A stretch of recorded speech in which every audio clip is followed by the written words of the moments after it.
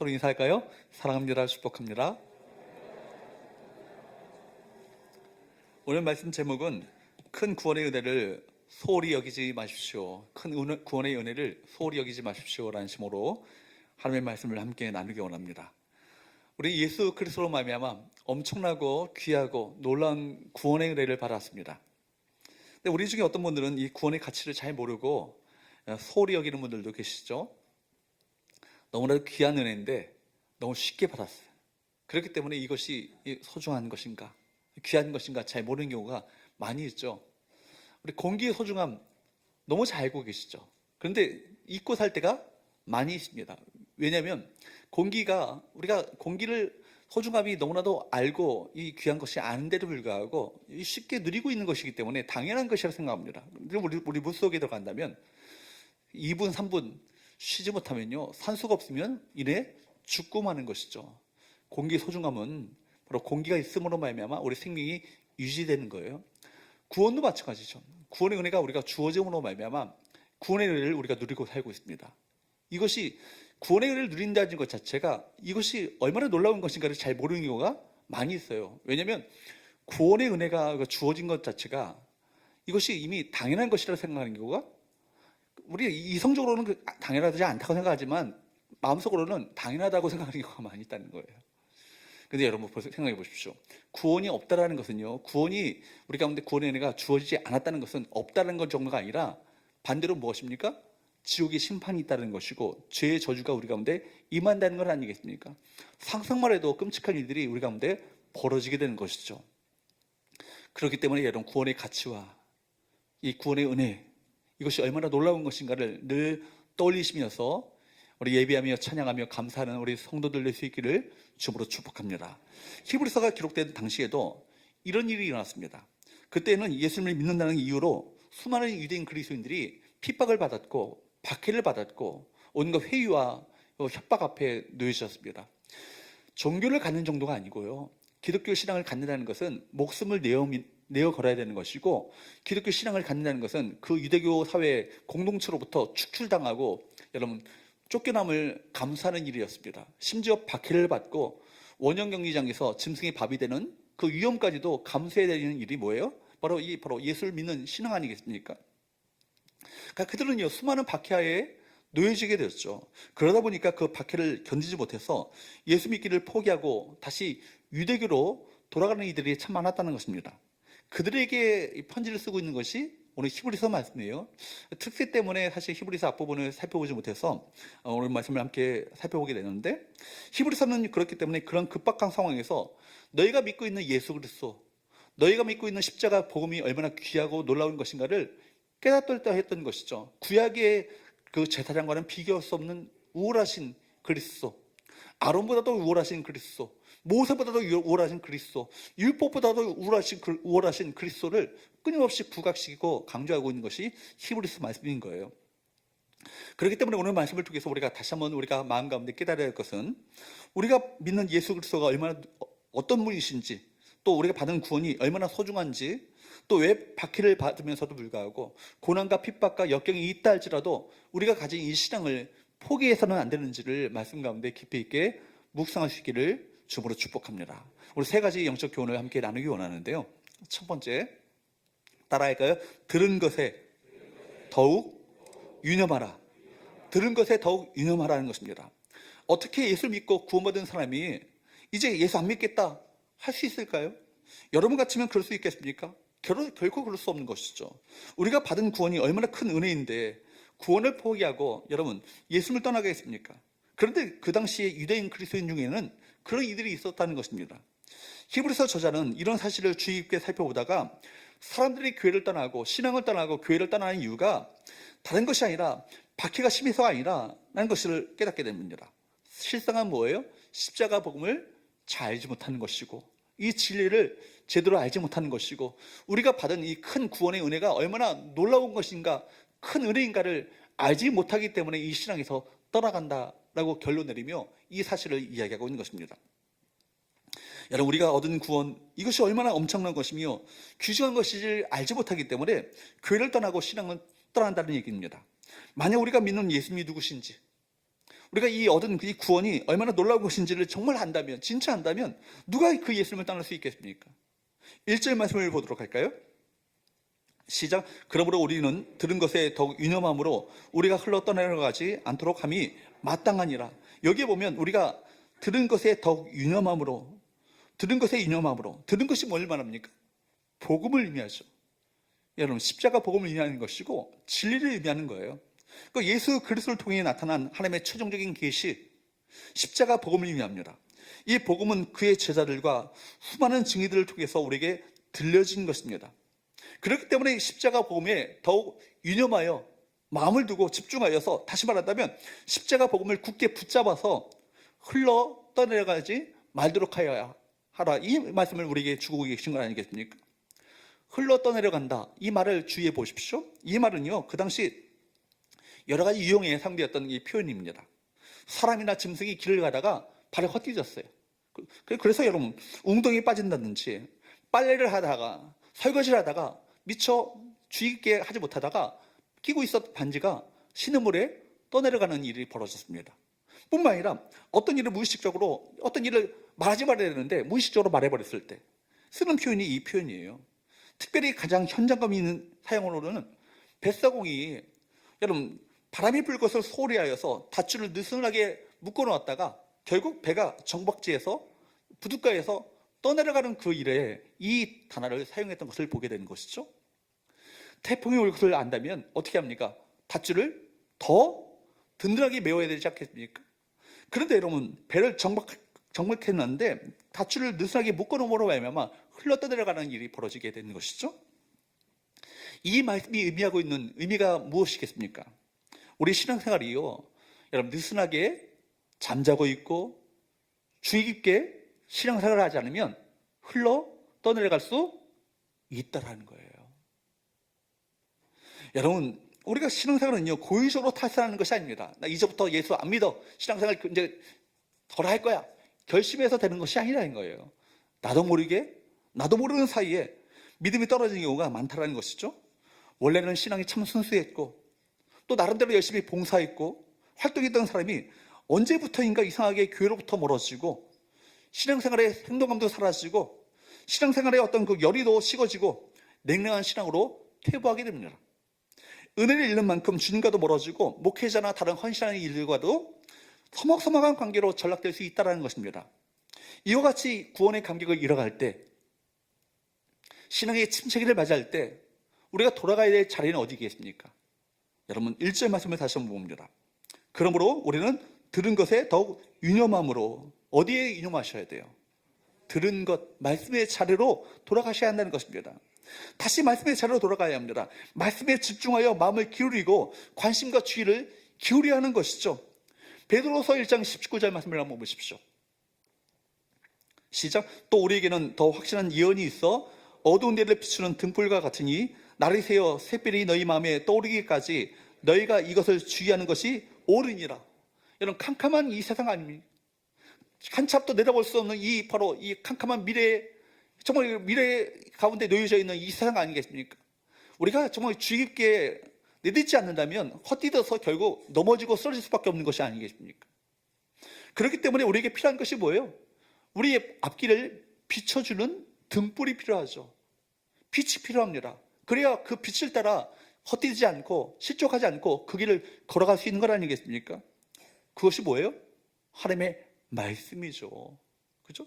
말씀이에요. 구원받은 백성은요, 하나님의 말씀에 주의를 기울여 들어야 합니다.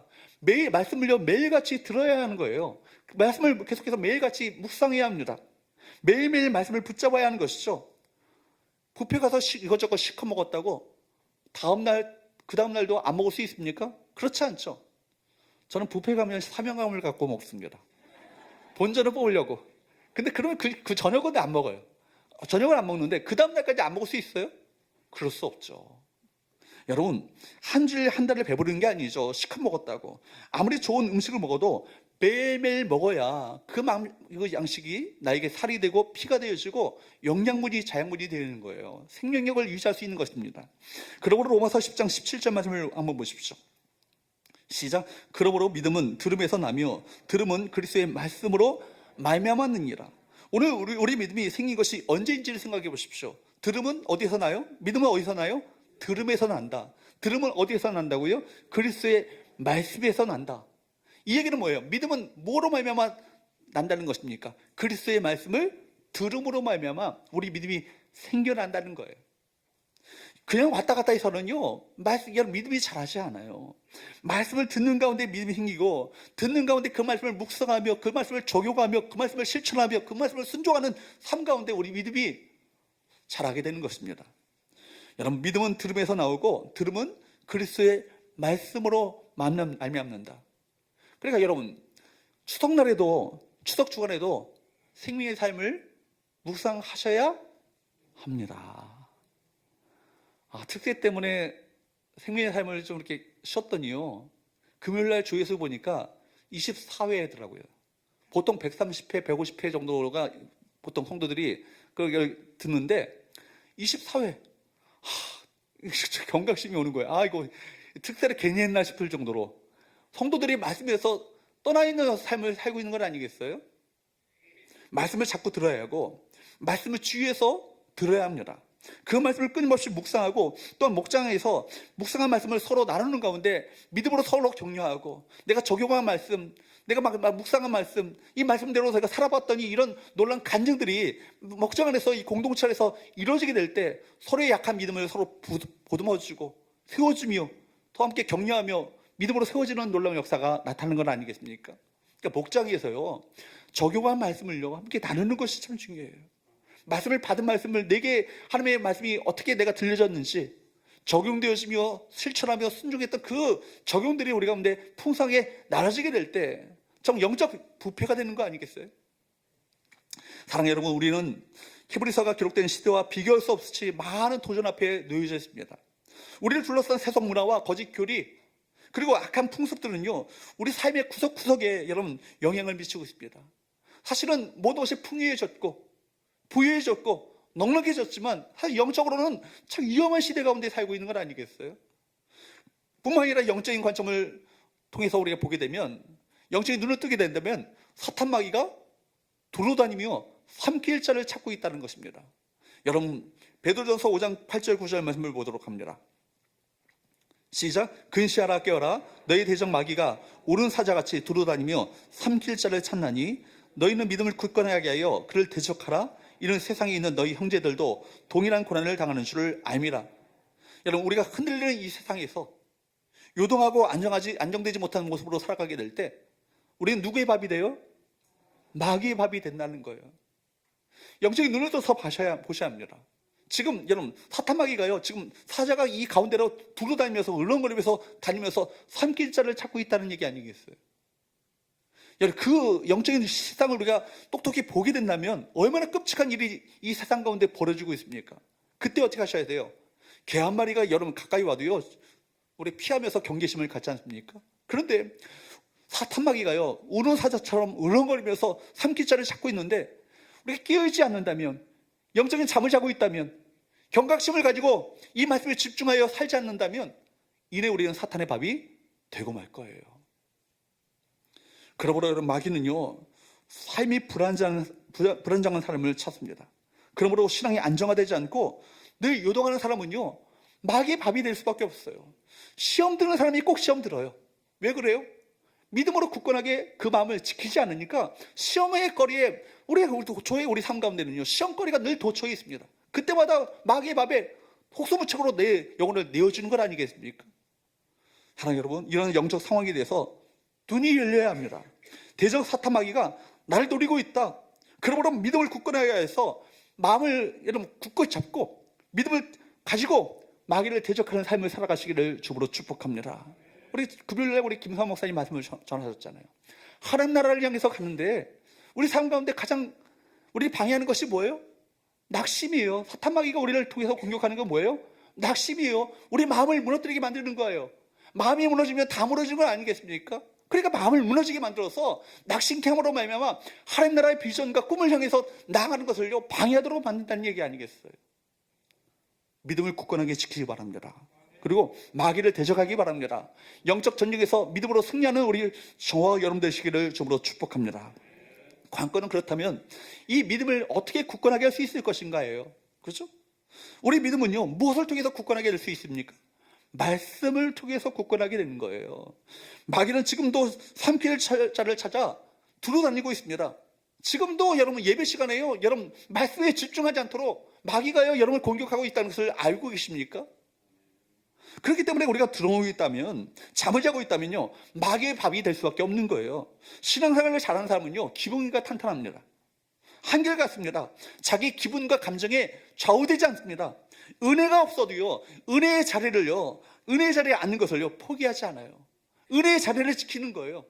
그때 여러분 또 그의 그 삶 가운데 은혜를 베풀어 주지 않겠어요? 말씀과 기도, 이것이 우리 믿음을 지켜줍니다. 힘들수록 여러분 본질에 집중해야 할 것입니다. 하나님의 은혜, 우리가 생각하는 것보다 더 크고 넓고 풍성합니다. 하나님의 은혜를 우리 모두가 이 은혜를 우리가 맛보고 이 은혜를 풍성하게 경험하는 저와 이름 되시기를 주님으로 축복합니다. 문제가 없는 삶을 꿈꾸지 마시고, 문제가 있고 역경이 있고 난관이 있고 장애물이 있고 고난이 있어도요, 수많은 난관을 극복하고 결국 주께서 베푸시는 승리를 경험하는 것, 이것이 중요한 것 아니겠어요? 문제가 없는 삶에서는요, 승리를 경험할 수 없어요. 문제를 통해서 이것을 문제를 돌파하고 뛰어넘어, 시험을 뛰어넘어 마침내 승리의 면류관을 우리가 얻게 되는 것입니다. 사랑하는 여러분, 말씀이 더욱더 유념하심으로 말미암아 은혜 가운데 권한 자는 파산하지 않게 될 것입니다. 졸리신 분들은 적으세요. 좀 적으시면서 이게 졸음이 오면 적으시면 그래도 집중이 말씀이 됩니다. 두 번째 말씀을 한번 봅니다. 따라할까요? 큰 구원을 소중히 여기라. 큰 구원을 소중히 여기라는 거예요. 그렇기 때문에 히브리서 저자는요, 본문 2절 3절에서 이렇게 경고하고 있습니다. 2절 3절 말씀을 보도록 할까요? 시작. 천사들을 통하여 하신 말씀이 견고하게 되어 모든 범죄함과 순종하지 아니함이 공정한 보응을 받았거든. 우리가 이같이 큰 구원을 등한히 여기면 어찌 그 보응을 피하리요? 이 구원은 처음에 주로 말씀하신 바요, 들은 자들이 우리에게 확증한 바니. 히브리서 말씀은요, 끊임없이 작은 것과 큰 것을 비교하거든요. 이 표현이 계속 정말 1장부터 해서 쭉 보면은 끊임없이 작은 것과 큰 것을 비교합니다. 모세와 그리스도를 비교하고, 또한 율법과 그리스도를 비교하고, 또 아론과 그리스도를 비교하고, 천사와 그리스도를 비교하고, 또 여기서도 마찬가지죠. 천사를 통해서 주어진 말씀에 순종하지 않아 심판을 받았다면, 성령을 통해서 그리스도를 통해서 주어진 이 말씀에 순종하지 않는다면 얼마나 더 엄중한 심판을 받겠느냐, 이 말씀을 하고 계실 것이죠. 즉 말하자면 천사가 전해진 율법에도 이런 보응이 따르고, 잘못해서 죽을 수 있다면 하나님의 아들이신 그리스도 예수께서 우리에게 직접 가져다 주신 하나님의 최종적이고 완전한 그 십자가 복음을 등한히 여긴다면 당연히 하나님의 보응을, 하나님의 심판을 받지 않겠는가, 이 말씀인 거예요. 그렇게 이 귀한 구원을 얻고 이 구원의 자리에 있다가 예수님을 버리고 따라간다면 얼마나 안타까운 일이겠습니까? 여기서 우리가 주목할 만한 단어가 뭐예요? 이 큰 구원을 등한히 여긴다는 거예요. 이 큰 구원을 등한히 여긴다. 이 말씀은 무슨 말씀입니까? 앞에서 말씀드린 것처럼 유대인 그리스도인들이 배교의 유혹 앞에서 교회를 떠나는 진짜 이유는 받기 때문이 아니라는 얘기죠. 어려움 때문에 떠나는 것이 아니라는 얘기예요. 이 큰 구원을 소중하게 생각하지 못했기 때문이라는 것입니다. 이 큰 구원, 우리가 얻은 큰 구원을 등한히 여겼기 때문에 결국 신앙을 떠나가고 교회를 떠나갔다는 얘기 아니겠습니까? 이 구원의 은혜가 얼마나 엄청난 것인지, 이 구원의 은혜가 얼마나 놀라운 것인지, 이 귀중한 것인지를 몰랐기 때문에 결국 배교의 유혹 앞에서 흔들리고 예수를 떠나게 되었다. 이 말씀인 거예요. 그러므로 오늘 이 본문에서 두 가지 중요한 사실을 기억해야 합니다. 첫째, 우리가 얻은 구원이 얼마나 소중한 은혜인가, 이걸 아셔야 돼요. 우리가 얻은 이 구원은요, 얼마나 소중한 은혜인가를 아셔야 되는 거예요. 구원이 없다는 것은요, 구원이 없는 정도가 아니라 심판이 있다는 거 아니겠어요? 그죠? 심판이 있는 거예요. 지옥의 심판이 있어요. 뿐만 아니라 둘째는요, 그 구원을 소홀히 여기는 것이 얼마나 어리석은 것인가, 이것을 아셔야 하는 것입니다. 그러므로 무엇보다도 우리가 얻은 구원이 얼마나 소중한 것인지를 아셔야 되는 거예요. 우리가 성축회 내용은 우리가 예배의 임례송으로 찬양을 불렀지 않습니까? 이 찬양의 원곡이 뭐냐면, 우리가 찬양해야 될 100만 가지 이유예요. 우리가 찬양해야 될 100만 가지 이유가 이 찬양의 원곡의 가사예요. 우리 찬양에 대해 100만 가지 이유가 우리 가운데 주어졌습니다. 그 중에서도 가장 으뜸되는 은혜가 뭐예요? 구원의 은혜 아니에요? 사실 100만 가지 은혜는요, 이 구원의 은혜와 다 연결되어 있는 거예요. 구원을 받았기 때문에 우리가 찬양해야 될, 주를 송축해야 될 100만 가지 은혜가 우리 가운데 있다는 것 아니겠습니까? 3절 말씀을 다시 한번 봅니다. 시작. 우리가 이같이 큰 구원을 등한히 여기면 어찌 그 봉을 피하리요. 이 구원은 처음에 주로 말씀하신 바요, 들은 자들이 우리에게 확증한 바니. 이같이 큰 구원이라고 표현하고 있습니다. 성경이 말하는 큰 구원은 뭘 말해요? 그냥 어떤 분들은요, 이 구원을요, 죽어서 천당 가는 거, 그 정도 생각합니다. 천국 가는 그 어떤 티켓, 표를 얻는 것 정도로 생각합니다. 근데 그 정도만이 아니에요. 여러분, 구원은 뭡니까? 우리 신분이 바뀌는 거예요. 구원은 뭐예요? 우리 소속이 바뀌는 거예요. 구원은 뭐예요? 정체성이 바뀌는 거예요. 그리고 구원은요, 우리 미래가 달라지는 거예요. 영원한, 쇠하지 않는, 멸하지 않는 하나님 나라의 영광과 구원이 우리 가운데, 상속이 우리 가운데 주어진다는 것 아니겠습니까? 그렇기 때문에 성경은요, 이거에 대해서, 이 한 가지 사실에 대해서 다른 여러 가지 표현으로 다양하게 표현하고 있습니다. 죄사함을 받았다, 의롭다함을 받았다, 영생을 얻었다, 생명을 얻었다, 하나님의 자녀가 되었다, 하나님의 아들이 되었다, 거듭났다, 천국 백성이 되었다. 여러분 보십시오. 이런 표현들은요, 우리가 받은 구원이 얼마나 놀라운 것인지를 다 표현하는 표현들 아니겠어요? 근데 더 중요한 것은 뭐예요? 어떻게 이런 구원을 받게 되었는가? 에베소서 2장 8절 9절 말씀은 이렇게 말씀하고 있습니다. 시작. 너희는 그 은혜에 의하여 믿음으로 말미암아 구원을 받았으니 이것은 너희에게서 난 것이 아니요 하나님의 선물이라. 행위에서 난 것이 아니니 이는 누구든지 자랑하지 못하게 함이라. 구원은 뭐예요? 하나님께서 우리에게 주신 선물이에요. 여러분, 선물이라고 하는 것은요, 무엇에 대한 대가, 보상이 아니잖아요. 선물은 일방적으로 주어진 것입니다. 뿐만 아니라 구원을 은혜라고 말하는 것은, 은혜는 뭐예요? 받을 자격이 없는 자들에게 베풀어 주신 하나님의 호의 선물 아니겠습니까? 그러니까 여러분, 은혜라고 말하는 것은요, 받을 자격이 없는데 받았다라는 거예요. 우리의 구원을 위해서 하나님께서는요, 예수 그리스도의 십자가에 내어주심으로 말미암아 그 값비싼 대가를 치르시고 우리 구원의 은혜를, 이 구원의 선물을 우리 모두에게 허락하셨다는 것입니다. 주님께서 마지막에 십자가에 달리시면서 뭐라고 외치셨어요? 다 이루었다라고요. 테텔레스타이라는 거예요. 근데 이것을 원문적으로 직역해보면 다 값을 치렀다는 얘기예요. 다 값을 치렀다. 테텔레스타이라는 말 자체가 코인의 헬라어는 뭐냐면, 시장에서 여러분 상거래할 때 쓰는 헬라어가 성경에 기록된 헬라어예요. 소크라테스나 아스텔레스, 플라톤 같은 사람들이 썼던 헬라어가 달라요. 성경의 헬라어는요, 일상생활 속에서, 상거래 속에서도 쉽게 썼던 그 헬라어를 가지고 성경을 썼습니다. 그런데 이 바로 다 이뤘다는 말 자체도 뭐예요? 값을 다 치렀다는 거예요. 무슨 값을 치렀을까요? 저와 여러분의 죄값을 치렀다는 얘기 아니겠어요? 저와 여러분의 죄값을 치르기 위해서는요, 하나님의 독생자이신 그 고귀한 생명이 피 흘림을 당하고 찢김을 당하고 무참하게 살려고 당하는 그 십자가, 그 대가가 있었기 때문에 저와 여러분들이 이 놀라운 엄청난 큰 구원의 은혜를 받게 된 거예요. 근데 우리가 영적으로 침체되는 원인이 뭐예요? 이 값비싼 구원의 은혜를요, 등한히 여기기 때문에 그래요.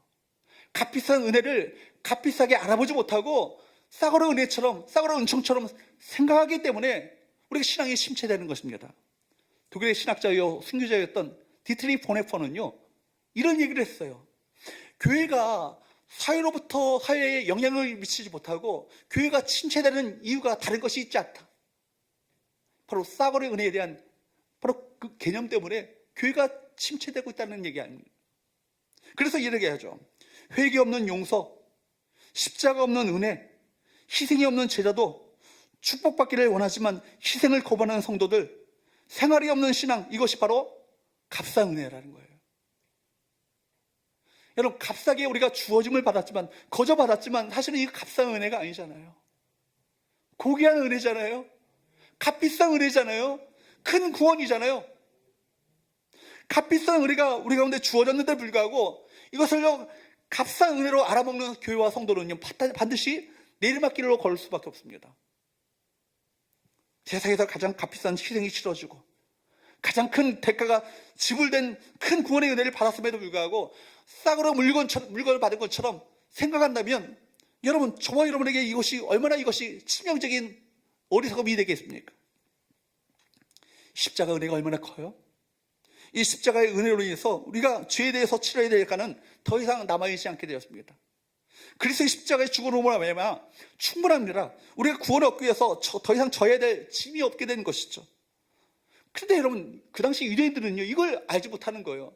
율법을 철저하게 지켜야지 구원을 받지, 무슨 이 은혜가 거저주가 되겠는가? 저 창녀들과 죄인들에게도, 세리들에게도 구원이 만다고 말도 안 돼, 그렇게 생각했던 사람들이 누구예요? 바리새인들과 서기관들이었던 것이죠. 그들이 여러분 예수 그리스도가 못마땅했던 것이죠. 십자가가 받아들이지 않은 거예요. 그러나 창기와 세리들은요, 예수님의 십자가 복음을 받아들일 준비가 되어 있었습니다. 왜냐하면 은혜는 죄인들에게 필요한 거예요. 내가 받을 자격이 없는 이 은혜가 받을 자격이 없는 자인데, 그런데 나에게 이 구원받기 위해서는 이 은혜 없이는 내가 구원받을 자격이 없는 거야. 그렇기 때문에 이 은혜를 절실한 줄 알고 내가 죄인임을 깨닫는 자들에게 이 용서의 은혜가, 그 구원의 은혜가 주어지는 것 아니겠습니까? 은혜는요, 스스로 소망이 없다고 여겨지는 자들에게 넘치게 되는 것입니다. 여러분, 저와 여러분들이 마찬가지예요. 여기 사람들이 누가 있습니까? 저와 여러분들이 다 세상에서 가장 악한 자들 아니에요? 세상에서 가장 죄인 중에 죄인이 누굽니까? 저와 여러분 아닙니까? 누가 누구를 나무래고 욕할 수 있는 자격이 있는 사람이 아무도 없다는 거예요. 죄인 중에 가장 죄수는 바로 저죠. 여러분이죠. 당신입니다. 그러므로 여러분, 구원은요, 우리 행함에서 나오지 않아요. 오직 뭡니까? 오직 은혜예요. 종교개혁자들이 항상 외쳤던 것이 뭐예요? 솔라크라티아. 뭐예요? 바로 오직 은혜라는 것입니다. 오직 은혜 없이는 구원받을 수 있는 이 세상에 어떤 누구도 구원받을 수 있는 길이 없다는 것. 저 사람이 어떻게 구원받을 수 있지? 저 지존파가 정말 살욕을 버리고 정말 인육을 먹고 사람을 죽였던 저 지존파가 어떻게 구원받을 수 있지? 그들이 바로 마지막에 사형장의 이슬로 사라지기 전에 자기의 장기를 다 기증을 했잖아요. 예수 믿고 회개를 눈물을 흘렸습니다. 그리고 간수들에게 전도를 하잖아요. 저는 이렇게 죄를 짓고 이 세상을 떠나지만 간수 여러분, 간수 선생님 꼭 예수님 믿으시고 구원받길 바란다고 부탁을 하고 이 세상을 떠났잖아요. 그들 구원받았을까요? 구원받지 않았을까요? 구원받았죠. 어떻게 저런 죄인이 어떻게 구원받을 수 있지? 저런 파람치한 죄인이 어떻게 구원받을 수 있지? 라고 묻기 전에 우리가 물어야 할 질문은 뭐예요? 오늘 나 같은 죄인에게 어떻게 이 놀라운 은혜가 주어졌는가? 이걸 물어보셔야 되는 거예요. 이것입니다. 설명을 해도 설명할 수 없는 단어가 뭐예요? 은혜죠. 오늘 이 자리에 나와 있는 것도 은혜로만 설명이 됩니다. 우리가 다 받을 자격이 없는 거예요. 옆에 분들에게 인사합시다. 당신 은혜입니다. 은혜로 당신이 앉아 있습니다. 여러분, 서로 그렇게 말씀해야 돼요. 조건을 실시한다면요, 우리 모두가 다 뭐예요? 불합격이에요. 은혜 세계에서는요, 자격이라는 단어 자체가 없습니다. 자격 운운하는 순간 율법 앞에 다 무너지고 마는 거 아니겠습니까? 보십시오. 성경 전체가 다 은혜 이야기잖아요. 예수의 족보를 한번 보세요. 족보에 들어가서는 안 될, 있어서는 안 될 사람들이 그 안에 있잖아요. 근친 상간을 했던 다말, 음행을 했던 여러분 밧세바, 그죠? 인생의 오점들이 있는 사람들이 아닙니까? 그리고 다윗 같은 사람은요, 살인자요, 성폭행범입니다. 그죠? 여러분 보십시오. 오늘날의 미투 같은 운동이 벌어진다면 다윗 같은 사람은요, 영원히 아웃될 사람이에요. 그런데 하나님께서는, 성경은 다윗을 하나님의 마음에 맞는 사람이라고, 또 이스라엘 최고의 왕으로 기록하고 있으며, 그 다윗의 계보를 통해서 누가 나와요? 메시아이신 예수 그리스도가 탄생하게 됩니다.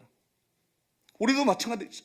내가 무엇이건데 내가 어떻게 구원을 얻을 수 있는가? 이런 살아날 동안에 지은 죄가 너무나 많아서 기억도 다 나잖아요. 은혜를 빼면 설명이 안 되는 거예요. 어저께 우리 모 권사님하고 이야기를 나누는 가운데 권사님이 지난주에 시 아주머님이 소천을 하셨대요. 말기 암이어가지고 그러게 몇 번 찾아가가지고 복음을 전했는데도 불구하고 그분의 말이 뭐냐면, 내가 이제까지 78년 동안 이렇게 죄를 짓고 살았는데 이제 와서 뻔뻔스럽게 예수를 믿는다는 것 자체가 말이 되지 않는다고 끝까지 거부한다는 거예요. 78년 동안 예수 안 믿었는데 어떻게 뻔뻔하게 이제 와서 예수 믿냐고. 아무리 설득을 해도 완강하게 그것을 거부한다는 것입니다. 뻔뻔스럽게 어떻게 예수를 이제 와서 믿냐고. 여러분, 저와 여러분들은요, 예수 그리스도의 보혈을 의지하여서 뻔뻔스럽게 주 앞에 나가야 되는 거예요. 죄인을 할지라도 주님 예수 그리스도의 피의 공로를 의지하여서 주 앞에 나가게 만든다면 주님께서 내 죄를 대신하여서 그 대가를 치르셨기 때문에 예수의 피 공로를 바라보시면서 나의 죄를 인정치 않으시고 용서하시는 그 은혜를 베풀어 주신 것입니다. 사랑하는 여러분, 그렇기 때문에 구원은 전적으로 무엇으로 말미암아 주어지는 거예요? 하나님의 은혜예요. 놀라운 하나님의 은혜입니다. 어메이징 그레이스입니다. 찬송가 305장을 지었던 존 뉴턴은요, 어메이징 그레이스 이 찬양을 지었던 존 뉴턴은 사실은 노예 상인이에요.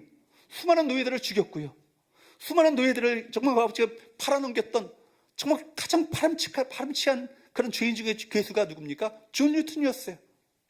근데 그가 예수 믿고 난 다음에 자신이 얻게 된 이 구원에 놀란 거예요. 어떻게 나 같은 인간을 하나님께서 구원해 주셨는가? 나의 변화도 놀랍지만 나 같은 죄인을 돌이켜 예수 믿게 하시고 구원을 베풀어 주신 하나님의 은혜가 너무나 놀랍고 감격하여서 어메이징 그레이스, 나 같은 죄인 살리신 그 은혜에 놀라워 이 찬양을 작사 작곡하게 된 것입니다. 여러분, 하나님의 은혜가 더 놀라운 것이죠. 여러분, 이 큰 구원의 은혜를 부디 소홀히 여기지 않길 바랍니다. 부디 큰 구원의 은혜를 소중히 여기시고 은혜에 감격하여 감사하며 찬양하는 우리 모든 성도들 될 수 있기를 주님으로 축복합니다. 은혜를 아는 만큼 찬양이 나옵니다. 은혜를 아는 만큼 예배가 나오고요, 은혜를 아는 만큼 감사가 나오는 거예요. 감사를 아는 사람은요, 여러분, 진정한 감사, 고난과 역경에도 감사할 수 있는 사람은 이 은혜를 알기 때문에 감사하는 삶을 살 수 있지 않겠어요? 우리 성교회가 교회 이름이 뭐예요? 성은이에요. 성은을요, 성은으로 알아먹는 자들이 진정한 참진 예배자의 삶을 살게 될 것입니다. 여러분, 성은의 이 은혜가 얼마나 우리에게 놀라운 은혜인가를 여러분 기억하시고, 좀 우리에게 이 성은의 은혜가, 이 놀라운 은혜가, 거룩한 은혜가 주어질 수 없는 자들에게 우리에게 주어졌다는 사실을 기억하며 감사하며 찬양하며 경배하는 우리 복된 삶을 살아가시기를 주님으로 축복합니다. 세 번째, 따라할까요? 심판의 경고 앞에 회개하라. 여러분, 심판의 경고 앞에 회개하라는 것입니다. 은혜라는 말 자체가 헬라어로 뭐예요? 카리스죠. 카리스라는 말입니다. 카리스라는 말에는 어근을 보면 카라라는 기쁘다, 즐거워하다라는 말에서 이 카리스가 나왔어요. 그러니까 여러분, 하나님의 은혜를 받은 자들에게 나오는 당연한 반응은 뭘까요? 기쁨과 즐거움이에요. 말로 다 할 수 없는 기쁨, 말로 다 할 수 없는 감격, 말로 다 할 수 없는 그 즐거움이 우리 가운데 차고 넘쳐야 되지 않겠습니까? 이보다 더 좋을 수 없다, 이런 마음을 가지고 찬양해야 되는 거예요. 여러분, 찬양이요, 여러분, 그냥 종교 행사, 어떤 그런 의식적인 판에 박힌 루틴한 어떤 그런 노래가 아니라 이 구원의 감격에 넘쳐 흘러오는 말미암아 기쁨과 감격 가운데 부르는 찬송과 경배가 우리 예배가 되어야 합니다. 여러분, 진정한 기쁨은요, 은혜를 받고 이 은혜를 은혜로 알아보는 자들에게서 나오는 거예요. 은혜를 발견한 사람은요, 놀랍게 됩니다. 나에게 주어진 이 은혜가 과분하고 나 자신이, 나 같은 죄인이 받기에는 너무나도 큰 은혜가 나에게 주어졌다, 이 사실 앞에 말할 수 없는 감격 가운데 주 앞에 나가는 건 아니겠습니까? 우리 삶을 돌아보면요, 부끄러운 부분이 한두 글이 아니에요. 저 자신의 말씀을 묵상하면서 저 자신의 삶을 보면서도 참 부끄러운 모습들이 있어요. 제가 대학 다닐 때 참 방황을 많이 했거든요. 목사 아들인데요, 신학대학을 다녔는데 교회를 안 나갔어. CBS 방송 들고 혼자 예배 들어보기도 하고 그런 삶을 살았어. 또 신학도 자유주의 신학에 빠져가지고요, 가톨릭 신학대학 그 커리큘럼 얻어가지고 그 책들도 다 제가 읽었어요. 그리고 한신대, 감신대, 뭐 이런 자유주의 신학자들 책들은 뭐 제가 안 읽은 것이 없어요. 그 당시에 다 읽을 정도로. 그래 빠져가지고 그렇게 헤맬 때가 있었어요. 그랬던 저를 회개케 하시고 돌이키게 하시고 헤매다 보니까요, 이렇게 밖에서 헤매다 보니까 제가 가진 이 복음적인 신앙이 얼마나 귀한 것인지 아는 거예요. 이것이 생명이 있는 복음이고 진리가 있는 복음이고 내가 갖고 있는 이 구원 자체가 얼마나 놀라운 것인가를 절실하게 절절하게 깨닫게 됩니다. 나 같은 세상에서 헤매고 그렇게 방황했던 저를 구원하시고 다시금 돌이켜주신 은혜가 너무나 감격스러운 거예요. 요즘 하영이가요, 엄마 말도 안 들어서 학교를 잘 안 가려고 그래요. 학교 앞에서 막 엄마랑 몸싸움을 해요. 그래서 제가 요즘에 걔를 데려다 줬는데 들어갔다 싶었다가도 1교시 끝나고 집에 가겠다고 나온다는 거예요. 선생님하고 몸싸움하고. 그래서 제가 막 전화 받고 쫓아가기도 합니다. 걔를 보면서 30년 전에 저를 보는 것 같아요. 끊임없이 세상으로 나가려고 했던 그 모습을 깨닫게 하시는 거예요. 내가 너 그랬잖아. 너 세상으로 끊임없이 나가려고 했잖아. 그 모습이 바로, 하영이 모습이 바로 너의 모습이야. 이거 깨닫게 하시면서 다시금 감사하게 하고 회개케 하고 돌이키도록 만드시는 은혜가 저에게 있더라고요. 여러분, 저 같은 죄인을 하나님의 말씀을 감히 증언할 수 있는 이 자리 가운데 세우신 것 자체가 얼마나 놀라운 것인지를 아셔야 되는 거예요. 여러분, 집사님 되시고 권사님 되시고 장로님 되신 거 자격이 있어서 여러분 된 거라고 생각하시면 안 되는 거예요. 성도가 된 것은 자격이 있어서 여러분 된 것이라고 생각하면 절대로 안 되는 거예요. 나 같은 것이 무엇이길래 주의 몸된 교회를 섬길 수 있는 이 집사의 직분을 저에게 허락하셨는지요. 저 같은 것이 무엇이길래 저 양무리들을, 정말 양떼들을 먹이고 살피며 돌볼 수 있는 이 목자의 직분을 내게 허락하셨는지요. 내가 저 같은 것이 무엇이길래 이 정말 이 예배 때 앞에 나가서 주님을 찬양하며 예배할 수 있는 찬양대의 이 사명을 저에게 허락하셨는지요. 이거에 대한 감격들이 우리 가운데 있어야 되지 않겠어요? 바울도요, 만삭되지 못한 자가 중에 난자와 같고 죄인 중에 괴수라고 했습니다. 우리도 그렇죠. 아무리 생각해도 우리가 은혜 받을 자격이 없어요. 이전에도 그랬고 지금도 마찬가지예요. 우리가 구원을 얻게 된 것이 놀라운 따름이에요. 헤매다 보니까요, 이것이 얼마나 귀한 것인가를 아는 거예요. 아는 거예요. 여러분, 무비건조하게 구원을 내가 따놓은 당상이냐, 당연히 내가 구원받을 자격이 있는 것처럼 생각하는 것 자체가 얼마나 위험천만한 것인가를 아셔야 되는 것 아니겠어요? 은혜가 무엇인지 안다면 놀라지 않을 수 없어요. 은혜가 무엇인지 알면 황홀해질 수밖에 없는 것입니다. 문제는 뭐예요? 세월이 흐르면서 자신도 모르게 이 하나님의 은혜가 희미해져 가는 거예요. 선물을 처음 받았을 때는 감격합니다. 그때 시간이 지나면서 당연히 내 것인 것처럼 당연하게 여기는 그런 모습들이 우리 가운데 있다라는 거예요. 은혜에 대한 감격이 희미해지면 당연히 신앙도 힘을 잃습니다. 시큰둥해지죠. 그러다 나도 모르게 신앙이 흘러 떠내려가게 되는 거예요. 그래서 히브리서 저자는요, 정말 안타까운 마음을 가지고 정말로 이 큰 구원의 은혜를 등한히 여기지 마시고 호홀히 여기지 말고 흘러 떠내려가지 마십시오. 왜 희미해져 가고 계십니까? 왜 잠자고 계십니까?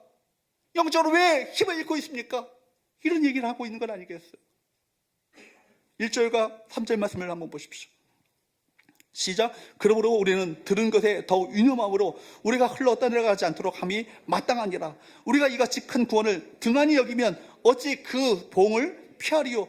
큰 구원을 등한히 여김으로 말미암아 흘러 떠내려간다면 뭘 피할 수 없다?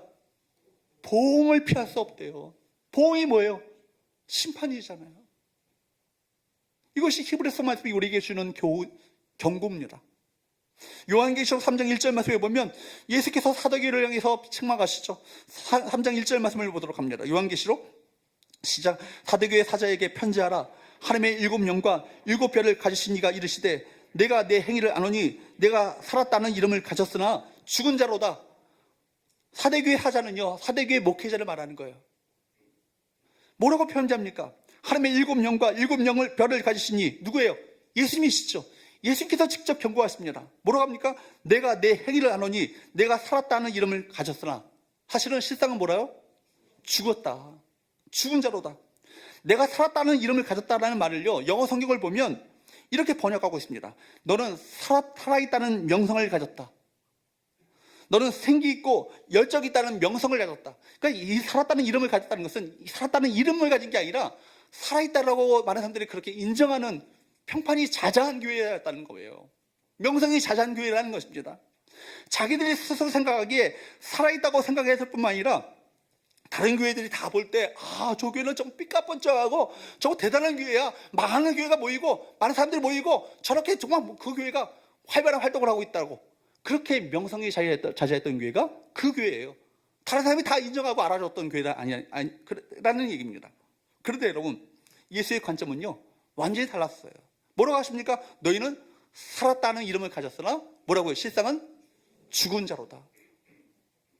살아있는 것이 아니라 뭐라고요? 죽었다고요. 얼마나 관점이 다른가를 알 수 있는 것이죠.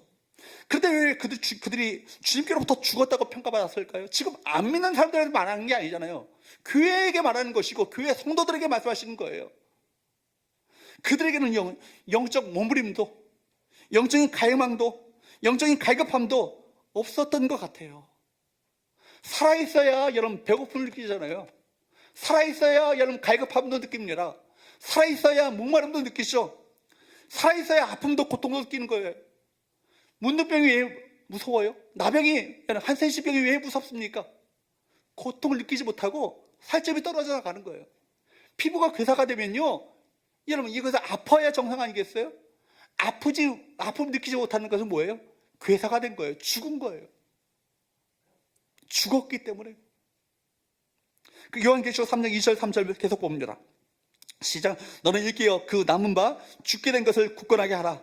내 하나님 앞에 내 행위에 온전한 것을 찾지 못하였노니 그러므로 내가 어떻게 받았으며 어떻게 들었는지 생각하고 지켜 회개하라. 만일 읽히지 아니하면 내가 도둑같이 이르리니 어느 때에 내게 이르는지 내가 알지 못하리라. 여기에 보면요, 주님께서는요 하나님 앞에 내 행위에 온전한 것을 찾지 못했다는 거예요. 행위가 없었다는 얘기가 아니잖아요. 행위가 여전히 있었고 그들의 봉사가 있었고 섬김이 있었고 교회 활동이 있었음에도 불구하고 내 행위에 온전한 것을 찾지 못하였다. 행위가 없었다는 게 아니죠. 주일 예배를 빠졌다거나 봉사를 하지 않았다거나 이런 것이 아니라 그들의 행위가, 그들의 신앙적인 삶이 온전치 못했다. 주님과의 생명력이 있는 관계를 잃어버리고 이 큰 구원의 은혜, 구원이라고 하는 은혜의 소중함을 깨닫지 못하는 삶을 살았다는 건 아니겠어요. 그리고 뭐라고 말씀하세요? 회개하지 않으면 뭐라고요? 내가 도둑같이 이르겠다. 도둑같이 이르는 것은 뭐예요? 도둑이 언제 와요? 영적인 잠을 잘 때 와요. 내가 도둑이 올 거라고 생각하지 못할 때 도둑이 옵니다. 그리고 도둑이 오면 뭐 할까요? 촛들을 옮긴다는 얘기 아니겠어요? 심판을 하겠다는 얘기 아니겠습니까? 하나님 여러분, 이 구원의 은혜를 어떻게 받으셨어요? 제가 모태신앙인데도 불구하고 방황을 했던 이 경험이 소중해요. 모태신앙으로 아무런 어려움 없이 이렇게 구원의 은혜를 그냥 이렇게 누리고 살았다면 이 소중함, 이 절실함, 간절함이 제 안에 없었을 것 같아. 헤매다 보니까 이것이 얼마나 생명이 있는 것이고 소중한 것인가. 날마다 깨어서 내가 경책하여서 나 자신을 경성하여서 내가 주님께 하나님의 말씀에 은혜에 붙들려 살려고 몸부림치지 않으면 안 된다는 것을 깨닫게 되는 거예요. 목사의 아들이었는데도 그래요. 사랑하는 여러분, 여러분 은혜를 받으셨잖아요. 받은 경험이 있으시잖아요. 첫사랑의 감격에 빠졌을 때가 있으시잖아요. 그 은혜의 말씀을 어떻게 들었습니까? 은혜를 어떻게 받으셨어요? 그걸 생각하고 회개하시기를 바랍니다. 돌이키시는 은혜가 저와 여러분에게 있게 되기를 주님으로 축복합니다. 우리 연약해요. 우리 연약하고 실수가 많아요. 그럼에도 불구하고 돌이키고 회개할 때 하나님께서는 우리를 온전하게 하십니다. 하나님의 은혜가 미치지 않는 곳이 없죠. 우리가 유능하다 한다 할지라도 하나님의 은혜가 없으면 우리는 무너질 수밖에 없는 거예요. 베드로가 그랬잖아요. 자신의 힘을 믿고 호언장담하며 절대로 다른 사람을 다 버릴지라도 난 주님을 버리지 않겠습니다. 그렇게 자신만만했던 베드로 아닙니까? 근데 주님께서는요, 베드로의 연약함을 너무나 잘 알고 계셨어요. 넘어질 것을 잘 알고 계셨어요. 그래서 예수께서는 베드로에게 말씀하시죠. 누가복음 22장 32절 말씀을 보세요. 시작. 그러나 내가 너를 위하여 내 믿음이 떨어지지 않기를 기도하였노니 너는 돌이킨 후에 내 형제를 굳게 하라. 실패 후에 회복된 베드로가요, 더 겸손히 하나님의 은혜를 구하게 됩니다. 베드로 전서의 어떤 서신서를 보게 되면 이 은혜에 대한 강조가 많아요. 이 은혜를 소중히 여기고 은혜 가운데 머물러 있으라고, 은혜와 평강이 너에게 있기를 원한다고, 다른 형제들의 믿음을 굳건하게 하는 자로, 내가 과거에 나 자신의 힘을 믿고 의지하면서 그렇게 호언장담하며 자신만만하게 살았지만 은혜 없이는 다 넘어지는 자라고, 그렇기 때문에 너희가 우는 사자처럼 두루다니며 삼킬자를 찾고 있는 마귀를 대적하며 믿음을 굳건하게 해서 믿음의 싸움을 경주를 해나가라고 그렇게 고민하고 있는 거예요. 우리는 질그릇 것 같아요. 우리 자신에 대해서 철저하게 절망해야 합니다. 자신에 대해서 절망할수록 누구를 의지하게 돼요? 하나님을 의지하게 되는 거예요. 성령의 능력을 더 의지하게 되는 거예요. 그러니까 십자가 복음은요, 성령의 능력과 연결되어 있어요. 십자가 복음을 더욱더 철저하게 더 의지하면 의지할수록 누구의 능력을 내 힘으로가 아니라 성령의 능력을 더 겸손히 구하게 되는 거예요. 하나님이 필요하지 않은 때가 있을까요? 그러므로 우리 매 순간 하나님을 철저하게 의지해야 할 것입니다. 근데 웬만하면요, 우리가 하나님을 찾지 않으려고 그래요. 하나님보다 자신이 크다고 생각합니다. 이것이 죄의 특성이에요. 나는 작아지고 하나님이 커져야 합니다. 나는 죽고 하나님이 살아나야 하는 것입니다. 내 자존심 꺾고 주님의 영광만이 나타나는 것, 이것이 신앙 아닙니까? 그런데 우리는 자신을 살리고 하나님을 죽이죠. 내가 다 할 수 있다고 착각합니다. 내가 내 인생을 책임질 수 없다는 사실을 빨리 깨달아야 되는 거예요. 그러므로 인생에서 실패하는 것이 오히려 축복이 될 수 있어요. 마귀 암 사형 선고를 받고 그때 정말 정말 진짜 신앙을 찾게 된 분들이 참 많이 봤어요. 오히려 실패를 깨닫는 것이 축복이에요. 실패 가운데 주님 만나게 될 때 회복의 은혜가 임하게 되는 거예요. 실패했을 때 내 힘이 아니라 누구의 능력으로, 성령의 능력으로 살아가는 자임을 비로소 깨닫게 되기 때문에, 사랑하는 여러분, 실패를 통해 하나님을 만날 수 있습니다. 실패를 통해서 나 자신에게 소망이 없다는 것을 깨닫게 됩니다.